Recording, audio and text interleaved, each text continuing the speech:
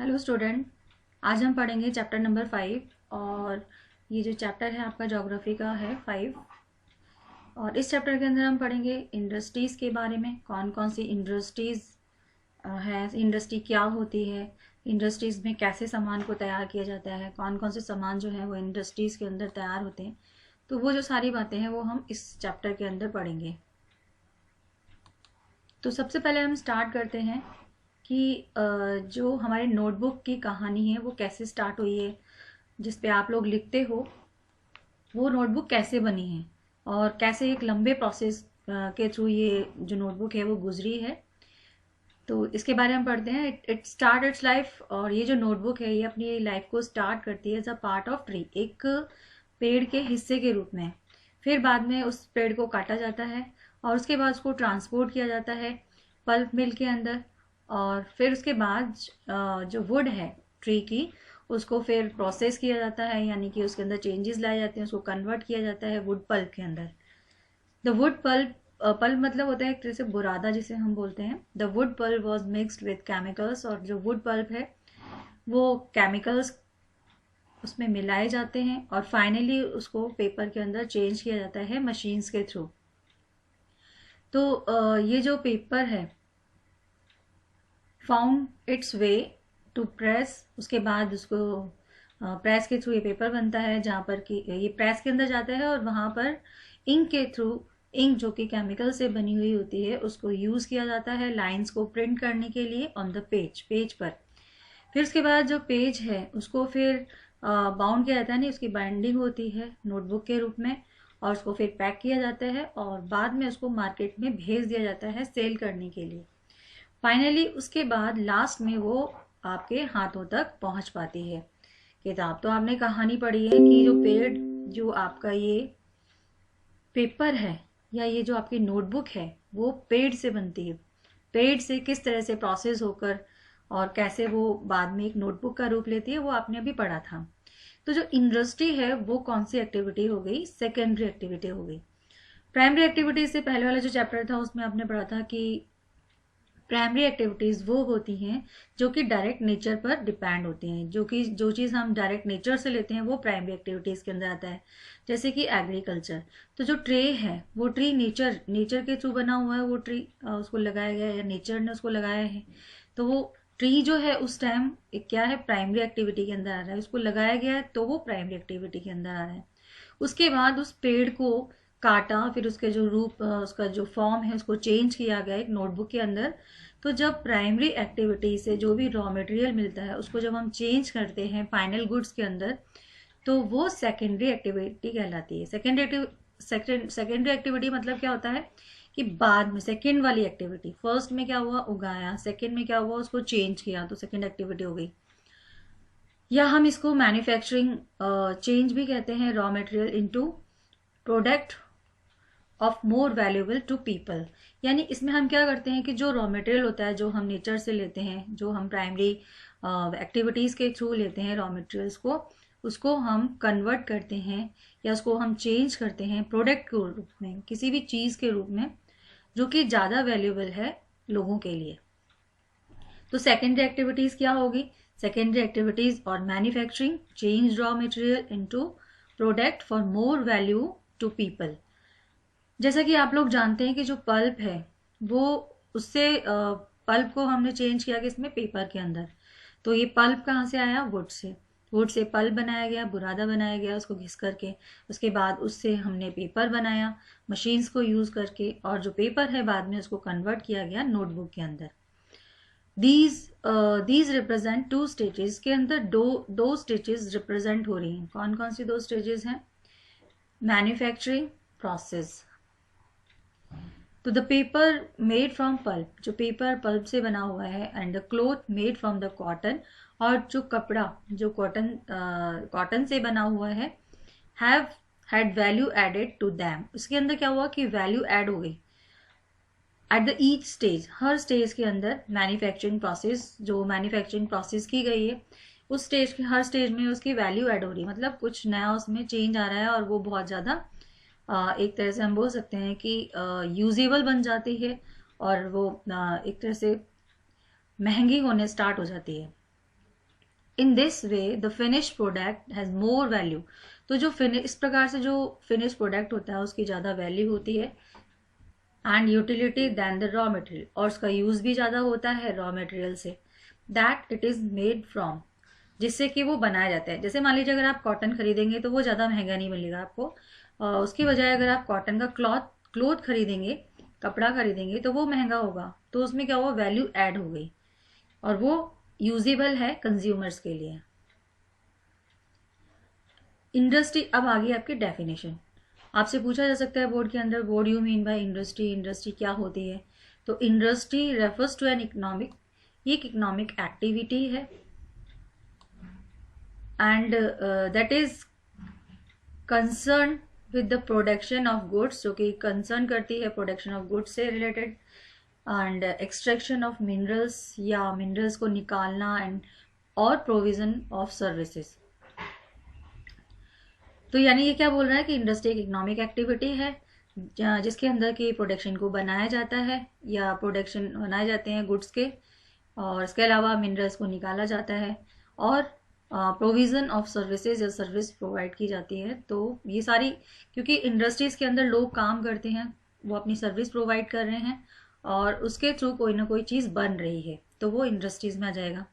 दस we have, इस प्रकार से हम कह सकते हैं कि हमारा जो आयरन स्टील इंडस्ट्री है, प्रोडक्शन ऑफ गुड, क्योंकि गुड्स का प्रोडक्शन हो रहा है एंड गुड्स मतलब होता है चीज़ें, वस्तुएं। कोल माइनिंग इंडस्ट्रीज या कोल माइनिंग इंडस्ट्रीज है जिसके अंदर से कोयला निकाला जा रहा है। एंड टूरिज्म इंडस्ट्री जो कि सर्विस प्रोवाइडर है, जो कि सर्विस प्रोवाइड करने का काम कर रही है। तो ये सारी चीज़ें किस में इंक्लूड हो गई, इंडस्ट्रीज के अंदर। तो ये आपकी डेफिनेशन है, ये आपके एग्जाम्पल हो गए। इसमें एग्जाम्पल अगर आपसे पूछा जाए तो उसमें आप लिख सकते हैं iron steel industry, coal mining industry, tourism industry etcetera. Then अब आता है क्लासिफिकेशन। क्लासिफिकेशन मतलब होता है कि कितने टाइप्स की इंडस्ट्रीज होती है।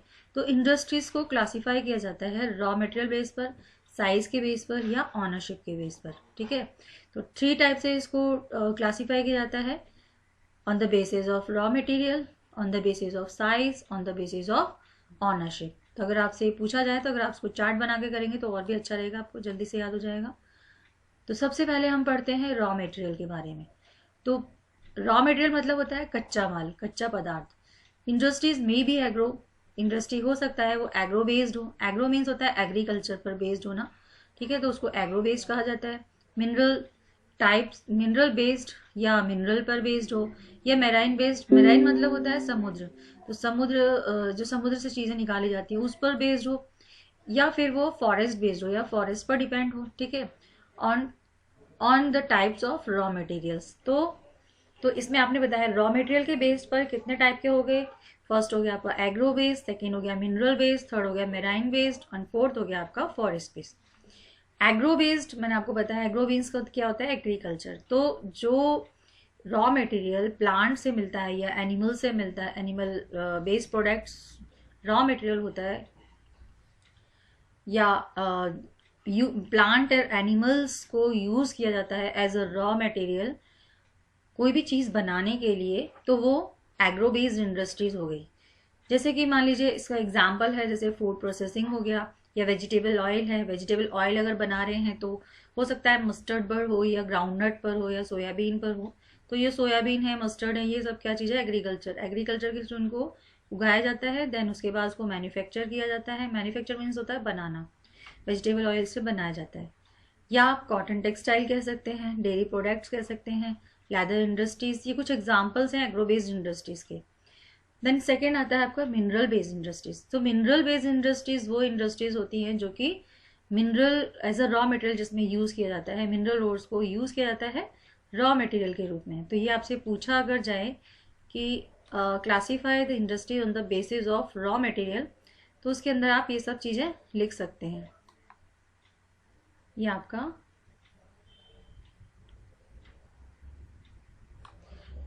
मिनरल बेस्ड इंडस्ट्री से रिलेटेड हो गया। The product of these industries, और ये जो प्रोडक्ट है इन इंडस्ट्रीज के अंदर वो फीडर दूसरी इंडस्ट्री उसको यूज करती है। Iron made from iron ore, जैसे कि आयरन है वो आयरन ओर से बनता है। ओर मतलब होता है मिक्स्ड मिनरल, मिक्स बहुत सारे इसमें मिनरल्स मिक्स्ड होते हैं तो उसको ओर कहा जाता है। बहुत सारे एलिमेंट्स मिक्सड होते हैं। तो आयरन जो है वो आयरन ओर से बनता है, is the product of mineral based industry. ये एक प्रोडक्ट है मिनरल बेस्ड इंडस्ट्रीज का, और इसको रॉ मटेरियल के रूप में यूज किया जाता है मैन्युफैक्चरिंग नंबर ऑफ दूसरे प्रोडक्ट्स बनाने में।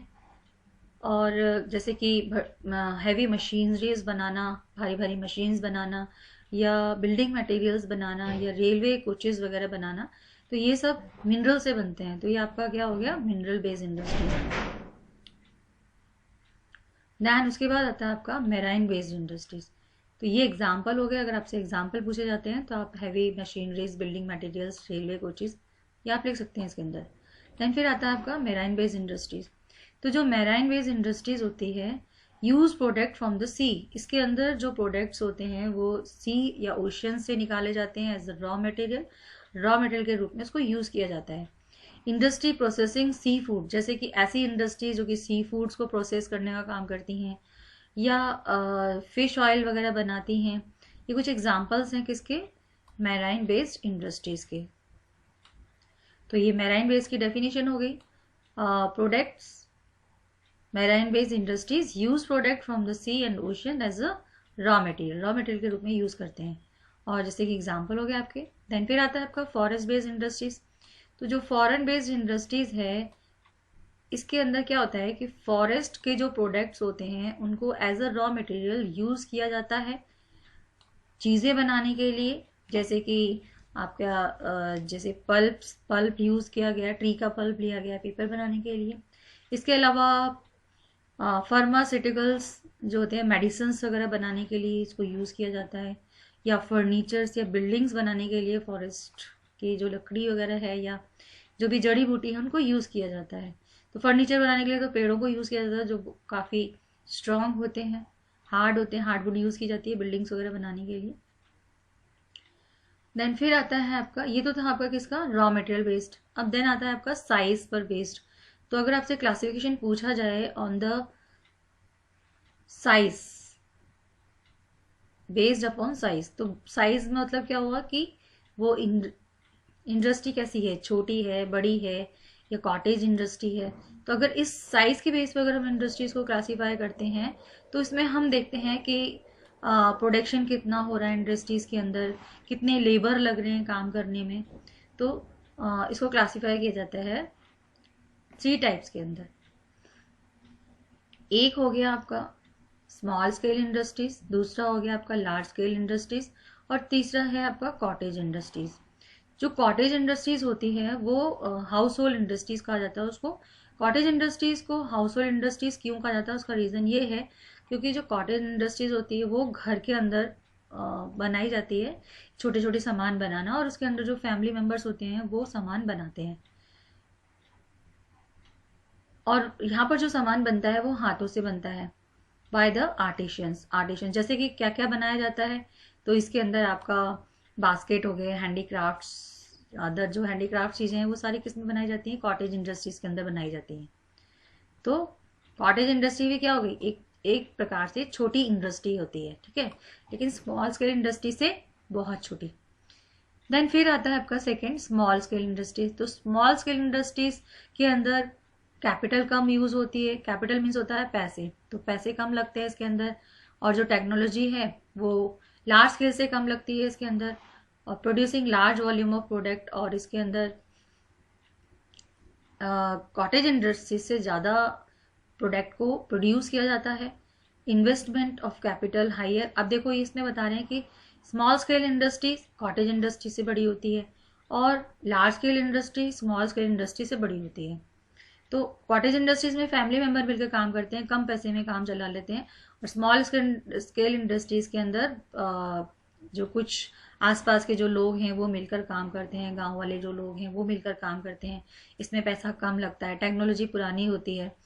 और वहीं अगर हम लार्ज स्केल इंडस्ट्रीज की बात करें तो इसके अंदर बहुत ज़्यादा कैपिटल लगता है, पैसे ज़्यादा लगते हैं, क्योंकि उसमें मशीनरीज वगैरह लगाई जाती हैं, वो महंगी होती हैं, नई टेक्नोलॉजी का यूज़ किया जाता है जिससे कि ज़्यादा से ज़्यादा मात्रा के अंदर प्रोडक्ट्स को बनाया जा सके।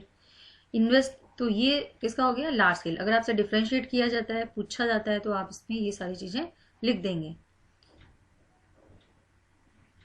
Superior in the large scale industry, तो इसमें बता रहे हैं कि इसमें कैपिटल ज़्यादा यूज होता है लार्ज स्केल इंडस्ट्रीज के अंदर। Investment of capital higher and technology used is superior in the large scale industries, यानी अच्छी प्रकार की टेक्नोलॉजी इसमें यूज की जाती है। अब इन्होंने एग्जाम्पल दे दिया, जैसे कि silk and food processing industries हैं, ये स्मॉल स्केल इंडस्ट्रीज में आ गई। सिल्क वॉर्म पाल ली और उससे उन्होंने सिल्क वगैरह बनाया, तो ये स्मॉल स्केल में आ गया। प्रोडक्शन ऑफ ऑटोमोबाइल, गाड़ी वगैरह बनाना, चाहे वो 4 व्हीलर हो, 2 व्हीलर हो, या हैवी मशीनरीज को बनाना, ये लार्ज स्केल इंडस्ट्रीज के अंदर आता है। इसमें बहुत सारे वर्कर्स लगते हैं, पैसे ज़्यादा लगता है, जगह ज़्यादा होती है, टेक्नोलॉजी नई होती है, एडवांस्ड होती है, तो ये किस में आ गया आपका लार्ज स्केल में। तो अभी आपने क्या पढ़ा कि साइज के बेसिस पर कितने टाइप की इंडस्ट्रीज होती है, 3, cottage industry, small scale industries and large scale industries. Then फिर आता है आपका ऑनरशिप बेस पर, ownership on the basis of ownership कितनी टाइप की इंडस्ट्रीज होती हैं, तो ये होती हैं 4 टाइप की। एक होता है आपका प्राइवेट सेक्टर इंडस्ट्रीज, दूसरा होता है पब्लिक सेक्टर इंडस्ट्रीज, तीसरा होता है कोऑपरेटिव सेक्टर इंडस्ट्रीज, और चौथा होता है आपका जॉइंट सेक्टर इंडस्ट्रीज। तो ये 4 टाइप की इंडस्ट्रीज होती हैं। तो फर्स्ट आ गया आपका प्राइवेट इंडस्ट्रीज। तो प्राइवेट इंडस्ट्रीज कौन सी होती हैं, जिसके अंदर कोई भी एक व्यक्ति या ग्रुप ऑफ इंडिविजुअल्स, इंडिविजुअल मतलब होता है एक व्यक्ति, और ग्रुप ऑफ इंडिविजुअल मतलब बहुत सारे जो लोग होते हैं वो प्राइवेटली अपना पैसा उसमें लगाते हैं और मिलकर बिजनेस चलाते हैं या इंडस्ट्रीज को सेटअप करते हैं, तो वो प्राइवेट इंडस्ट्री कहा जाता है, उसको प्राइवेट सेक्टर। पब्लिक सेक्टर्स कौन से होते हैं, पब्लिक सेक्टर वो होते हैं जो कि गवर्नमेंट के थ्रू ऑपरेट किए जाते हैं, गवर्नमेंट के थ्रू जिनको चलाया जाता है, जैसे कि Hindustan aeronautics limited and steel authority of India. तो ये गवर्नमेंट इसको रन कर रही है, इस वजह से इसको पब्लिक सेक्टर कहा जाता है, पब्लिक सेक्टर इंडस्ट्रीज। देन फिर आता है आपका joint industries. Joint sector industries के अंदर पब्लिक और प्राइवेट दोनों मिलकर काम करते हैं, तो वो जॉइंट में आ जाता है। और जैसे कि आपका हो गया मारुति उद्योग limited is an example of joint. तो इसमें जैसे मारुति उद्योग है, तो इसमें प्राइवेट और पब्लिक दोनों मिलकर इसमें काम करते हैं। देन फिर आता है आपका कोऑपरेटिव सेक्टर। कोऑपरेटिव सेक्टर्स के अंदर ये प्रोड्यूसर्स और सप्लायर्स दोनों मिलकर ये अपनी इंडस्ट्रीज चलाते हैं। तो अब 4 टाइप की इंडस्ट्रीज आपने पढ़ लिया। सबसे पहला आपका प्राइवेट इंडस्ट्री, दूसरा पब्लिक इंडस्ट्री, तीसरा आपका joint sector industries, and fourth है आपका कोऑपरेटिव सेक्टर इंडस्ट्रीज। तो कोऑपरेटिव में मैंने आपको क्या बताया था कि industries owned and operated by the producer और सप्लायर्स, ऐसी इंडस्ट्रीज जिसको कि ऑपरेट करना या ओन करना ये प्रोड्यूसर और सप्लायर्स दोनों मिलकर करते हैं। सप्लायर कौन से, जो रॉ मटेरियल सप्लाई कर रहे हैं वो वर्कर्स साथ में, जैसे कि सब मिलकर इंडस्ट्री चलाते हैं, उसको कोऑपरेटिव इंडस्ट्री कहते हैं। इसका एग्जांपल अगर पूछा जाता है तो आनंद मिल्क यूनियन लिमिटेड या सुधा डेयरी, ये बहुत अच्छी कोऑपरेटिव सेक्टर्स के एग्जांपल हैं। नेक्स्ट फिर आता है आपका factor affecting location of industries. इसके बारे में आपको नेक्स्ट वीडियो में बताऊंगी, तब तक जो बताया उसको आपको पढ़ना है। Okay bye, have a nice day.